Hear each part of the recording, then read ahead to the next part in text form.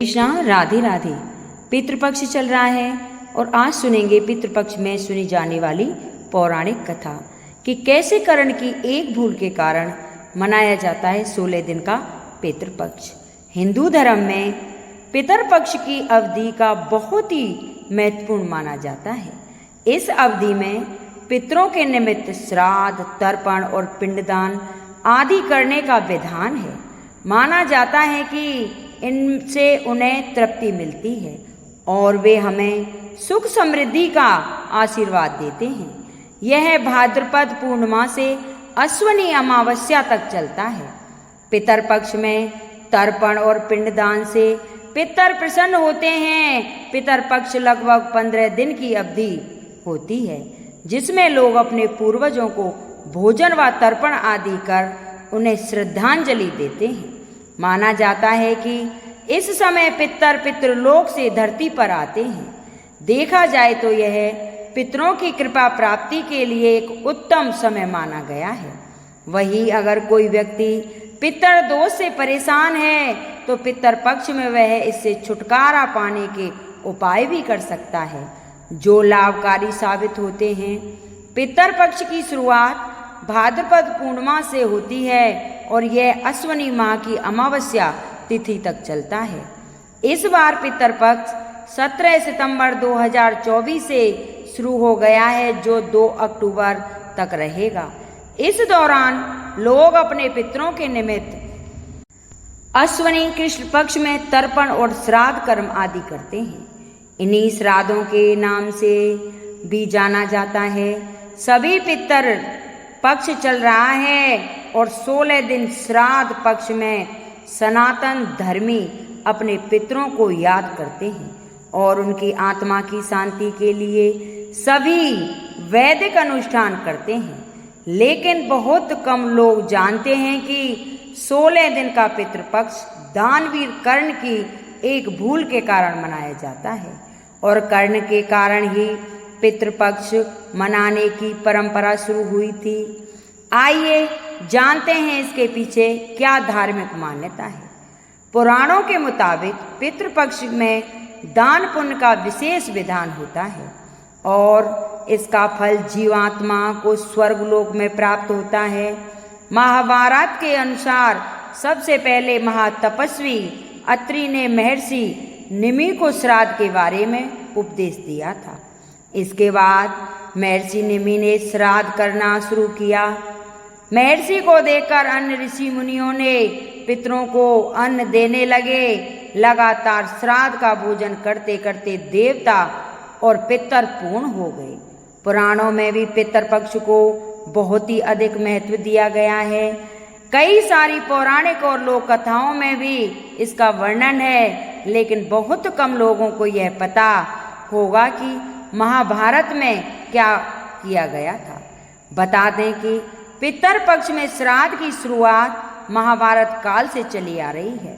श्राद्ध कर्म की जानकारी भीष्म पितामह ने युधिष्ठिर को दी थी। इसके पीछे की पूरी कहानी यह है कि हिंदू धर्म में पितर को 84 लाख योनियों में एक माना गया है।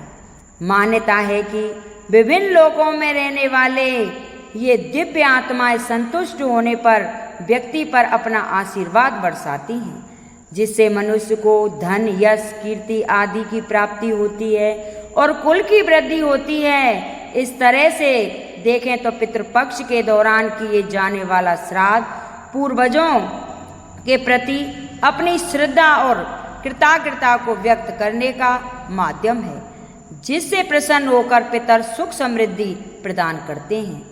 मान्यता है कि जब मृत्यु के बाद सूर्यपुत्र कर्ण की आत्मा स्वर्ग पहुंची तो उन्हें वहां पर खाने के लिए भोजन की बजाय ढेर सारा स्वर्ण दिया गया। तब उन्होंने इंद्र देवता से इसका कारण पूछा। इंद्रदेव ने कर्ण को बताया कि पृथ्वी पर रहते हुए उन्होंने कभी भी अपने पितरों के निमित्त भोजन, दान, तर्पण आदि नहीं किया। तब कर्ण ने जवाब दिया कि उन्हें अपने पूर्वजों के बारे में कुछ भी ज्ञात नहीं था, इसलिए अनजाने में उनसे यह भूल हुई। दानवीर कर्ण अपनी दानवीरता के लिए जाने जाते थे और जीवन भर उन्होंने गरीबों और जरूरतमंदों को धन और स्वर्ण का दान किया। अपने द्वार पर आने वाले किसी भी व्यक्ति को उन्होंने बिना धन दिए लौटाया नहीं, लेकिन कर्ण ने अपने जीवन काल में अन्नदान नहीं किया था। अंतिम समय में जब कर्ण ने मृत्यु लोक छोड़ा और स्वर्ग पहुँचे तो उन्हें खूब सोना दिया गया और खाने के लिए कुछ भी नहीं दिया गया। कर्ण ने जब भगवान इंद्र से इसका कारण पूछा तो देवराज ने बताया कि उन्होंने जीवन भर सोना ही दान किया है और पितरों की आत्मा की शांति के लिए कभी भी अन्नदान नहीं किया, इसलिए उन्हें अन्न नहीं दिया गया।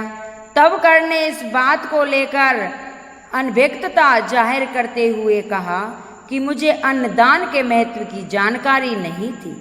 कर्ण को जब अपनी गलती का एहसास हुआ तो उन्हें अपनी गलती सुधारने के लिए एक बार 16 दिन के लिए धरती पर भेजा गया था। इन 16 दिनों में कर्ण ने अपने पूर्वजों को याद करते हुए तर्पण किया, भूखे और गरीबों को अन्नदान दिया और फिर स्वर्गलोक चले गए। ऐसी मान्यता है कि तभी से 16 दिन का पितृपक्ष मनाने की परंपरा चली आ रही है और इस दौरान लोग अपने मृत पूर्वजों को याद कर भोजन का आयोजित करते हैं तथा साथ ही इस बात का भी ध्यान रखना चाहिए कि पितृपक्ष के दौरान यदि कोई भिक्षा मांगने आए तो उन्हें कभी खाली हाथ नहीं जाने देना चाहिए। पितर कभी भी अपनी संतान को परेशान नहीं करना चाहते, वे बहुत ही दयालु होते हैं, लेकिन संतान की उपेक्षा से दुखी हो जाते हैं क्योंकि संतान के द्वारा श्राद्ध कर्म और पिंडदान आदि करने पर उन्हें तृप्ति मिलती है और वे अपनी संतानों को धन धान्य और खुश रहने का आशीर्वाद देते हैं। पितर यह नहीं चाहते कि उनकी संतानें उन्हें तृप्त करने के लिए बहुत कुछ करें। वे श्रद्धा भाव से किए गए श्राद्ध को खुशी के साथ स्वीकार करते हैं। कहा गया है कि श्राद्ध के बिना श्रद्धा अधूरी रहती है। पितृपक्ष के दौरान एक और पौराणिक कथा। भगवान श्री कृष्ण से एक बार पक्षीराज गरुड़ ने पूछा, हे प्रभु, पृथ्वी पर लोग अपने मृत पितरों का उद्धार श्राद्ध करके उनकी रुचि का भोजन ब्राह्मणों को कराते हैं, पर क्या पितृलोक से पृथ्वी पर आकर श्राद्ध में भोजन करते पितरों को किसी ने देखा भी है? तब भगवान श्री कृष्ण ने कहा, हे गरुड़, तुम्हारी शंका का निवारण करने के लिए मैं देवी सीता के साथ हुई घटना सुनाता हूँ। सीता जी ने पुष्कर तीर्थ में अपने ससुर आदि 3 पितरों को श्राद्ध में निमंत्रण ब्राह्मणों के शरीर में देखा था। वह कथा सुनो। भगवान श्री कृष्ण कहते हैं, हे गरुड़, यह तो तुम्हें ज्ञात ही होगा कि श्री कृष्ण राम अपने पिता दशरथ की आज्ञा के बाद वन गमन कर गए थे। साथ में देवी सीता भी थी। बाद में श्री राम को यह पता चला था कि उनके पिता उनके वियोग में शरीर त्याग कर चुके हैं। जंगल जंगल घूमते सीता जी को साथ में लेकर श्री राम ने पुष्कर तीर्थ की यात्रा की। अब यह श्राद्ध का अवसर था, ऐसे में पिता श्राद्ध पुष्कर में हो, इसे श्रेष्ठ क्या हो सकता है। तीर्थ में पहुंचकर उन्होंने श्राद्ध की तैयारियां आरंभ की। श्री राम ने स्वयं भी विभिन्न शाक फल एवं अन्य उचित खाद्य सामग्री एकत्रित की। जानकी जी ने भोजन तैयार किया। उन्होंने एक पके हुए फल को सिद्ध करके श्री राम जी के सामने उपस्थित किया। श्री राम ने ऋषियों और ब्राह्मणों को सम्मान सहित आमंत्रित किया। श्राद्ध कर्म में दीक्षित श्री राम की आज्ञा से स्वयं दीक्षित होकर सीता ने उस धर्म का सभ्य और उचित पालन किया और सारी तैयारियां संपन्न हो गईं। अब श्राद्ध में आने वाले ऋषियों और ब्राह्मणों की प्रतीक्षा थी। उस समय पूर्व आकाश मंडल के मध्य पहुंच गए और कुतुम मुहूर्त यानी दिन का 8वां मुहूर्त अथवा दोपहर हो गई। श्री राम ने जिन ऋषियों को निमंत्रित किया था वे सभी आ गए थे। श्री राम ने सभी ऋषियों और ब्राह्मणों का स्वागत और आदर सत्कार किया तथा भोजन करने के लिए आग्रह किया। ऋषियों और ब्राह्मणों को भोजन हेतु आसन ग्रहण करने के बाद जानकी अन्न परोसने के लिए वहां आई। उन्होंने कुछ भोजन बड़े ही भक्ति भाव से ऋषियों के समक्ष उनके पत्ते के बनी थाली पर परोसा। वे ब्राह्मणों के बीच भी गईं, पर अचानक ही जानकी भोजन कराते ब्राह्मणों और ऋषियों के बीच से निकली और तुरंत वहां से दूर चली गई। सीता जी लताओं के मध्य छिपकर जा बैठी। यह क्रियाकलाप श्री राम देख रहे थे। सीता के इस कृत्य से रामचंद्र कुछ चकित हो गए। फिर उन्होंने विचार किया कि ब्राह्मणों को बिना भोजन कराए साध्वी सीता लज्जा के कारण कहीं चली गई होगी। सीता जी एकांत में जा बैठी हैं। फिर श्री राम जी ने सोचा, अचानक इस कार्य का क्या कारण हो सकता है, अभी यह जानने का समय नहीं है। जानकी से इस बात को जानने से पहले इन ब्राह्मणों को भोजन करा लो, फिर उनसे बात कर कारण पूछूंगा। ऐसा विचार कर श्री रामचंद्र जी ने स्वयं उन ब्राह्मणों को भोजन कराया। भोजन के बाद ऋषियों को विदा कराते समय श्री राम जी के मस्तिष्क में यह बात रह रहकर कौंध रही थी कि यह सीता ने ऐसा अप्रतिशाली व्यवहार क्यों किया।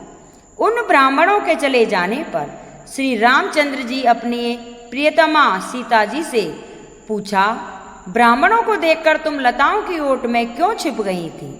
यह उचित नहीं जान पड़ा। इससे ऋषियों के भोजन में व्यवस्था हो सकती थी, वे व्याकुपित हो सकते थे। श्री राम बोले, हे सीते, तुम्हें तो ज्ञात है कि ऋषियों और ब्राह्मणों को पितरों के प्रतीक माना जाता है। ऐसे में तुमने ऐसा क्यों किया? इसका कारण जानने की इच्छा है। मुझे अविलंब बताओ। श्री राम के ऐसे कहने पर सीता जी मुंह नीचे कर सामने खड़ी हो गईं और अपने नेत्रों से आंसू बहाते हुए बोली, हे नाथ, मैंने यह जिस प्रकार का आश्चर्य देखा है उसे आप सुनो। इस श्राद्ध में उपस्थित ब्राह्मणों की अगली पंक्ति में मैंने दो महापुरुषों को देखा जो राजा जैसे प्रतीत हो रहे थे।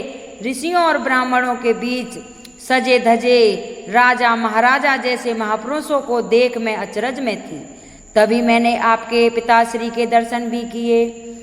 वह भी सभी तरह के राजस्वी वस्त्रों और आभूषणों से सुशोभित थे। आपके पिता को देखकर मैं बिना बताए एकांत में चली आई थी।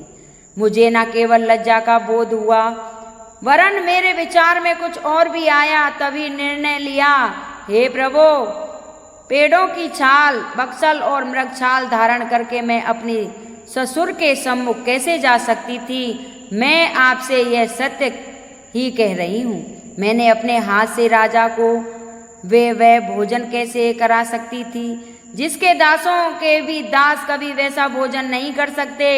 मिट्टी और पत्तों आदि से बने पात्रों में उनको अन्न रखकर मैं उन्हें कैसे दे सकती थी? मैं तो वही हूँ जो पहले सभी प्रकार के आभूषणों से सुशोभित रहती थी और आपके पिताश्री मुझे वैसी स्थिति में देख चुके थे। आज मैं इस अवस्था में उनके सामने कैसे जा सकती थी?